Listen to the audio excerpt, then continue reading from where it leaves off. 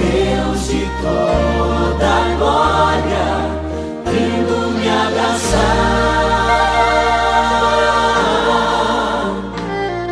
O som de uma voz comparada ao trovão, o mundo na palma da mão. Um grão de areia comparado ao mar, grandeza que não posso explicar. Por isso, Senhor, me achego a Ti, prostrado diante do altar. Eu sou pecador, Tu és Salvador, aceita o meu humilde louvor. Levanto as mãos em oração pra alcançar Teu trono, ó Pai. Toque em minhas mãos, eu sei sorrir ao imaginar Tuas mãos a me encontrar. O Deus de toda a glória, vindo me abraçar.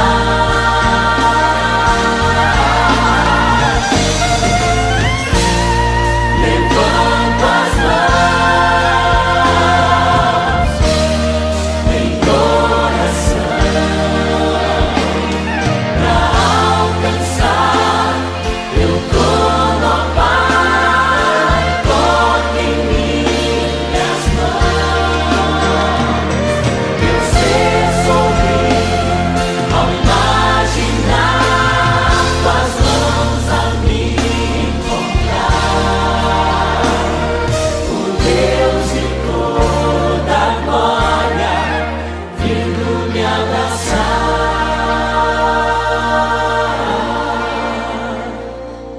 O Deus de toda a glória, vindo me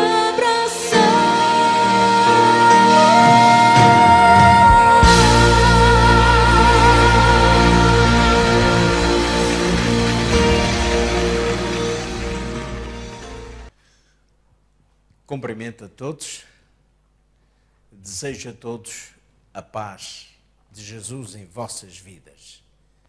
Vamos hoje estudar sobre um dos mais importantes personagens de toda a Bíblia. Antes, porém, vamos falar com o nosso Deus. Ó querido Senhor, nosso Pai, agradecemos-te pelo privilégio que temos de estudar a Tua Palavra. Queiras abençoar-nos nesse propósito e que todos aqueles que nos veem e escutam possam realmente sentir-se em paz e sentir um privilégio também para as suas vidas, o contacto com o Teu Santo Livro. Que sejam estes momentos de boa elevação espiritual e que assim, Senhor, nós possamos sentir gratidão em nossa vida pela Tua Palavra e por tudo aquilo que nos trazes para o nosso enriquecimento e benefício. Nós Te agradecemos em nome de Jesus. Amém. Pois é, eu estava a falar já ia começar a falar acerca de um dos mais importantes personagens de toda a Escritura Sagrada. Ninguém terá dúvidas em considerar Abraão um dos mais importantes personagens de toda a Sagrada Escritura, tanto do Antigo Testamento. Abraão, bem que poderia ser considerado o paradigma da santidade e da virtude. Ele era considerado pelos judeus como o pai dos judeus, como o pai da fé judaica, mas é considerado pelo mundo cristão igualmente como o pai da fé ou como exemplo de fé.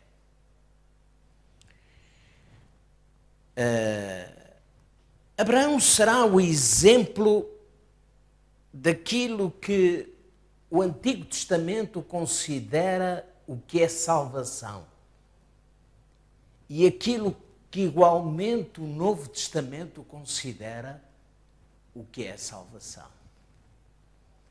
É por isso que o apóstolo São Paulo, ele traz na sua epístola aos Romanos à tona esta experiência maravilhosa acerca de Abraão. E quando ele fala do tema da justificação pela fé, ele apresenta exatamente Abraão como o grande exemplo daquilo que é considerado o que é a justificação pela fé. Temos vindo a estudar ao longo deste trimestre de que nós, pecadores, somos justificados pela fé e não pelas obras da lei. No entanto, iremos ver que estes dois temas, a lei e a fé, acabam por se fundir precisamente naquilo que o apóstolo São Paulo aborda, naquilo que o apóstolo São Paulo traz à tona. Há três fases principais do plano da salvação, segundo aquilo que encontramos nesta carta de Paulo aos Romanos. A primeira é a promessa da bênção divina, ou seja, a promessa do favor, a promessa da graça. A segunda fase é a resposta humana àqueles que creem na justificação pela fé.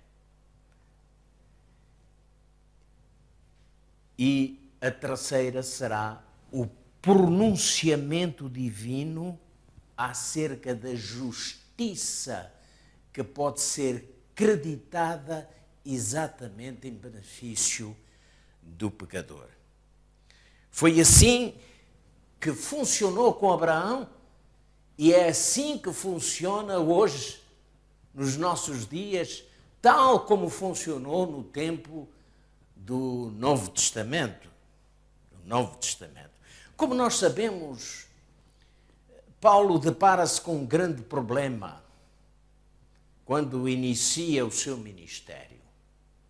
A igreja estava em crescimento, ao mesmo tempo era uma igreja embrionária, e a igreja cresceu tanto do lado dos gentios como do lado dos judeus. Quero eu dizer que os crentes da igreja eram, na sua maioria, compostos por judeus que se convertiam ao cristianismo, que aceitavam Cristo, e por aqueles que, não sendo judeus, e por isso eram considerados gentios, igualmente aceitavam Cristo como seu Salvador. Meus amigos, a salvação é uma oferta. E se é oferta, não precisa de ser paga. O único preço que foi pago pela salvação não foi pago pelos homens, por homem algum. O preço foi pago por Cristo. Foi pago através do seu sacrifício, consumado na cruz do Calvário. E isso é gratuito.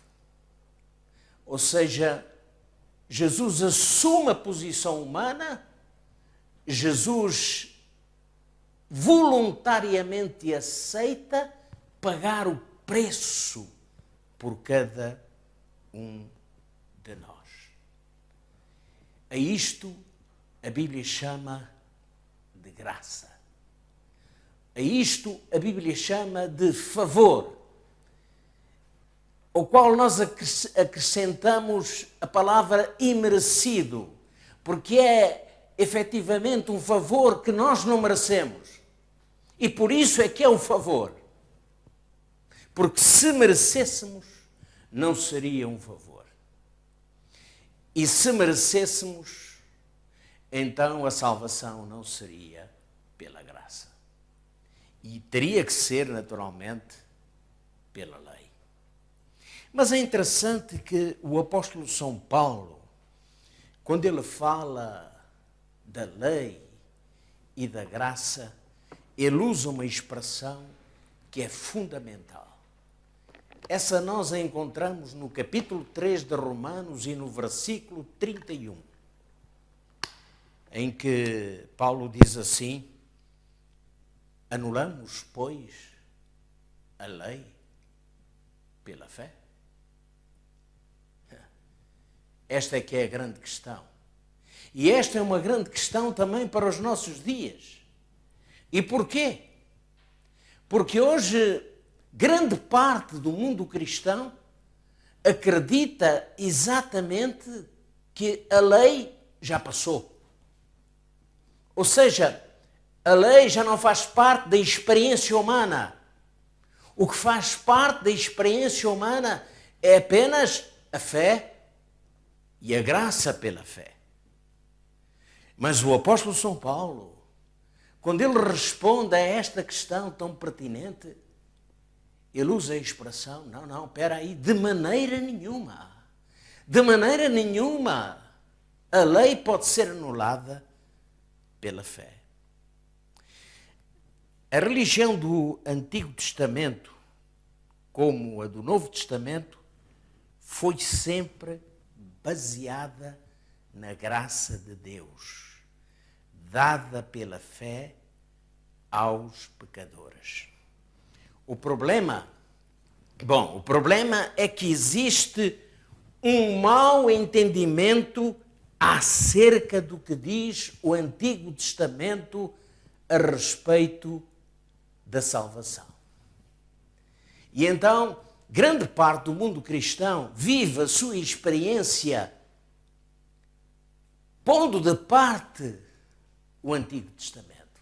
Ou seja, é como que dizer, aquilo que está lá no Antigo Testamento já passou, já não serve, agora o importante é o Novo Testamento.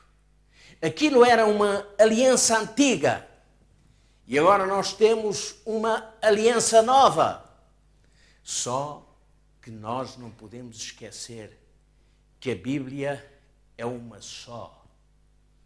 E quando Deus fala dos seus propósitos, quando Deus fala daquilo que Ele pensa a respeito da salvação e da salvação da humanidade, naturalmente, Ele diz, eu, Senhor, não mudo.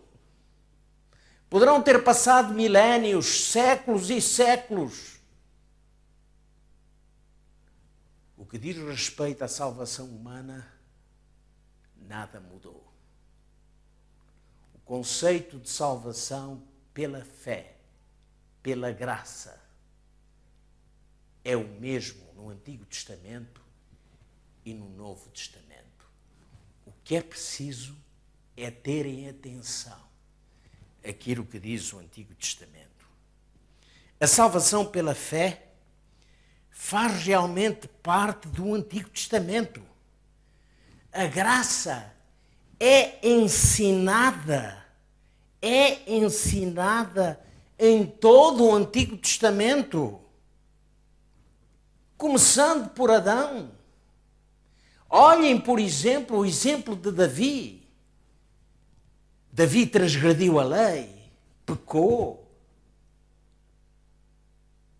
Mas o que acontece a seguir é que realmente ele foi perdoado. Mas foi perdoado por quê? Por algum mérito seu? Não. Foi perdoado pelo favor de Deus, pela graça de Deus. E foi isso que realmente Davi constatou em sua vida. Sabem, o homem é, por natureza, egocentrista. E o conceito da salvação pelas obras é um conceito egocentrista, em que eu me salvo porque eu mereço. Eu tenho as obras, eu as apresento como reivindicação para a minha salvação. Estão aqui as minhas obras, está aqui o que eu faço. E então eu tenho direito à salvação por aquilo que eu faço, pelas obras que eu realizo. Mas o conceito de que eu mereço a graça é também um conceito egocentrista. Porque a graça é um favor. A graça não é alguma coisa que nós possamos merecer. Ou seja, a graça é dada por Deus. E Deus a dá a quem quer. Deus a dá a todo aquele que crê. Deus a dá a todo aquele que exerce fé. É isso que Deus faz. Eu recebo a oferta da salvação, não porque eu mereço a salvação, mas porque Deus assim entendeu dar-me a salvação, sem que para isso eu faça qualquer esforço. E parece que aqui começamos a entrar então numa consideração. Espera lá, como é que é isso? Onde está a minha parte?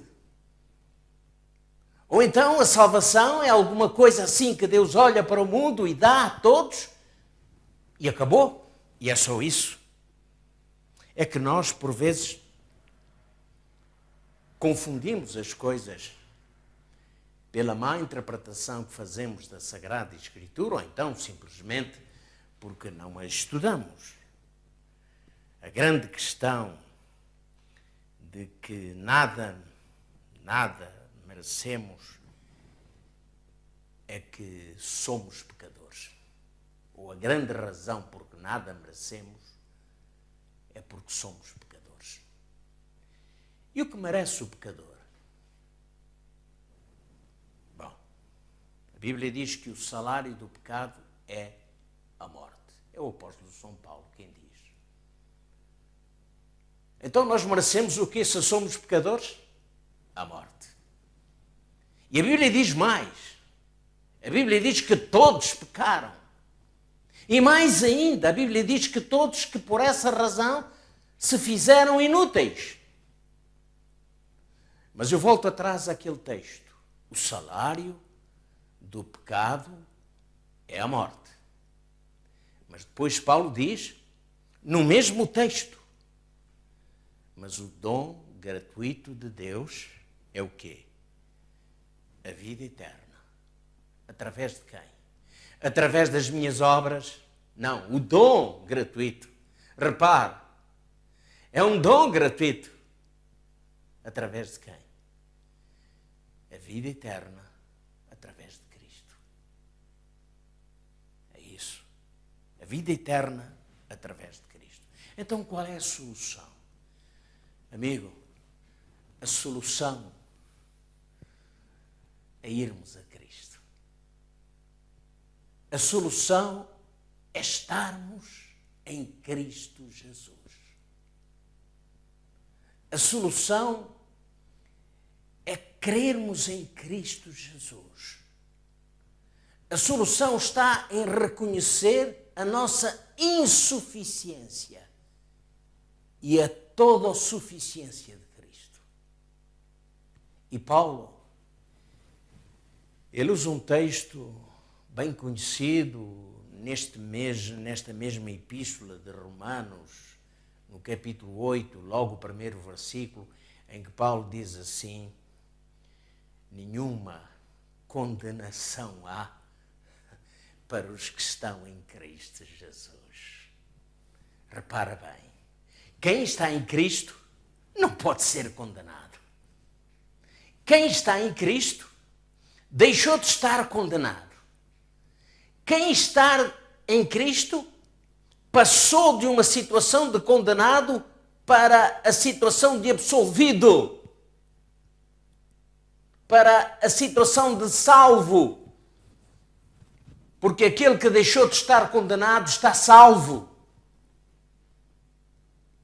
E repara que este texto não estaria completo, porque Paulo diz: nenhuma condenação há para os que estão em Cristo Jesus, para aqueles que não andam segundo a inclinação da carne, mas que andam no Espírito. Ou seja, a partir do momento em que estamos em Cristo, a partir do momento em que aceitamos Cristo, Cristo nos comunica forças e virtude para que realmente possamos não viver mais segundo a inclinação da carne, mas segundo a inclinação do Espírito. Mas isto significa que deixamos de ser pecadores? Não, não significa. Continuamos a ser pecadores, só com uma diferença. É que agora eu creio em Cristo. É que agora aceitei Cristo para salvação de todos os meus pecados. E através de Cristo, eu não só encontro o perdão dos meus pecados, como eu encontro também o poder para vencer. Assim é imputada a justiça de Cristo ao pecador arrependido e crente. E assim é comunicada a justiça, o poder de Cristo a todo pecador arrependido. Abraão, o pai dos judeus, sabia por acaso que Abraão não era judeu? Não. Se lermos lá em Josué capítulo 24, versículo 2, nós iremos compreender que Abraão procedia de antepassados pagãos. Sabia, por exemplo, que Abraão nem sequer era circuncidado quando foi justificado? Olhe lá o que diz em Gênesis 15, 6. Em Gênesis 15, 6. Como é possível aos judeus crerem ou persistirem que os gentios fossem circuncidados quando nem o próprio pai dos judeus, Abraão, antes de ser justificado, foi circuncidado? Amigos, a morte de Cristo foi para nós, para mim e para você, para nós todos, independente da nossa raça, da nossa nacionalidade, da nossa posição social. A morte de Cristo foi realizada para todos. A questão está em crer, em aceitar esta morte, este sacrifício, como tendo sido feito por mim em meu lugar. E esta questão pode parecer uma questão universal, mas não é uma questão universal, porque ela é uma questão pessoal. Deixe-me dizer-lhe, alguém o disse e disse com muita propriedade, com muito acerto, de que se realmente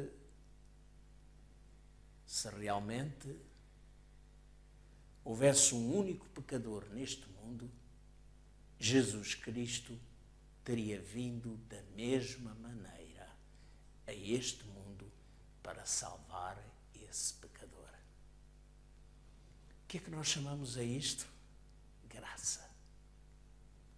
Amorosa manifestação da graça de Cristo. Houve alguém ainda que disse também que o céu não seria um lugar a ser desejado por Cristo se Jesus não pudesse estar ali conosco um dia. A que é que chamamos a isto? Amorosa graça de Cristo. É assim que a Bíblia nos mostra a graça de Cristo. A toda suficiente graça para a salvação. Mas o tema da justificação pela fé é transversal em toda a Bíblia. Ou seja, ele percorre toda a Escritura, tanto no Novo Testamento como no Velho Testamento. É interessante. Hoje é dia 31 de outubro, dia que estamos a gravar exatamente aqui, nesta oportunidade, esta mensagem. Dia 31 de outubro, não sei se diz alguma coisa a muitos daqueles que nos veem, mas eu estou convencido que sim, porque o dia 31 de outubro significa que faz exatamente hoje 500 anos que Martinho Lutero pendurou ou afixou as 95 teses na porta da igreja em Wittenberg. Interessante. E inicia-se assim a Reforma Protestante. Pensando neste homem, em quem ele foi, a sua tenacidade, a sua coragem, o que levaria Martinho Lutero realmente a tomar esta atitude arriscada de afixar na porta da igreja de Wittenberg aquelas 95 teses. Sabem o que levou Martinho Lutero a fazer isto? Foi este livro. A Palavra de Deus. Foi a Palavra de Deus. Lutero a estudou sozinho, muitas vezes sob a luz do lampião, horas e horas, até que ele descobre que o justo viverá pela fé. Até que ele descobre este grande tema acerca da justificação pela fé. E quando ele descobre isto, ele não pode ficar calado. Não foi um ato revolucionário, precipitado, de Lutero que o levou a fixar aquelas 95 teses na porta da igreja de Wittenberg. Não. Mas foi o amor por aqueles que não conheciam, que estavam no mundo das trevas, que não conheciam nada acerca da salvação pela fé. E foi por eles que Lutero fez isto. A aceitação da justificação pela fé tinha vindo de Abraão e era independente da lei. O apóstolo São Paulo foi, sem dúvida, de todos os escritores do Novo Testamento, aquele que mais falou acerca deste tema. E o fez porque era importante. Não o fez numa altura que lhe era favorável. Paulo sabia muito bem o que é que iria encontrar pela frente. Mas Paulo o fez por amor. Por amor daqueles que necessitam realmente de conhecer acerca da justificação que Cristo oferece a todo aquele que nele crê. Hoje, nós também devemos estar empenhados nisso. Paulo dizia: o amor de Cristo nos constrange. É este amor que realmente de Cristo, quando está em nossa vida, que nos levará sem preconceito nenhum, mas que nos levará de uma forma amável, de uma forma cortês e digna a levar aos outros este projeto da salvação, que é o projeto de Deus para toda a humanidade. A salvação ou a justificação tinham vindo de Abraão, independentemente da lei. E Paulo fez tudo para mostrar aos judeus e aos gentios o resultado da sua grande descoberta. Uma das conclusões de Paulo, nós sabemos que foi que a lei e a fé não estão em contradição. É verdade que não podemos ser salvos pela lei, porque a lei nos condena. Mas é verdade que a lei nos beneficia quando nos mostra o nosso estado de condenação. É por isso que Paulo diz que a lei nos serviu de aio para nos conduzir a Cristo. O aio era um criado, era uma espécie de servo que levava o menino pela mão até à escola. É quando olhamos para a lei como um espelho que vemos a nossa condição. E ao percebermos qual é a nossa condição, a nossa desgraça pecaminosa, que realmente sentimos então o desejo e a vontade de encontrar a solução. E a solução está em Cristo. A lei e a fé levam a atitudes, a ações. A fé e a lei não são abstratas, não são conceitos filosóficos. Como eu disse, a lei mostra-nos o pecado e a fé move-nos até Cristo. E Cristo justifica-nos do nosso pecado. A lei de Deus pode, por acaso, comunicar vida? Não, não pode fazê-lo. Porque a lei tem o seu papel. A lei nos condena. Nos mostra o pecado. Foi isso que aconteceu com Davi. E este exemplo eu cito, como poderia citar tantos outros exemplos ainda hoje. Davi cometeu homicídio, cometeu adultério, transgrediu a lei.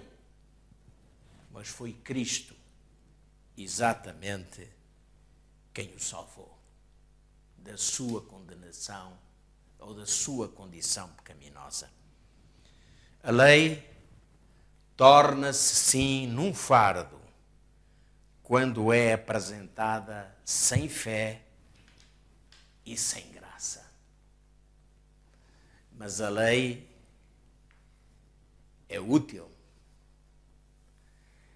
quando realmente olhamos para ela como tal espelho que nos mostra a condição e faz com que realmente sintamos a necessidade de buscar a solução que é Cristo. Se a lei de Deus foi abolida, então por que razão é que, por exemplo, a mentira, o homicídio, o roubo, ainda hoje são considerados pecaminosos? Não. A lei é o reflexo do caráter de Deus. A lei simboliza as virtudes perfeitas de Deus. A lei é um modelo para o homem. Mas a lei, repito, não nos salva. Muitos estão com isto tudo banalizando e por vezes até sem querer a graça. E no mundo cristão hoje há por aí muita gente que está a falar de graça barata. Pela graça sou salvo, pronto, acabou. A lei não existe, a lei morreu. Bom, Deus podia ter resolvido para essas pessoas o problema anulando a lei. Ok? Deus poderia ter dito, a partir de agora a lei deixou de estar em vigor. Ninguém mais precisa observar a lei.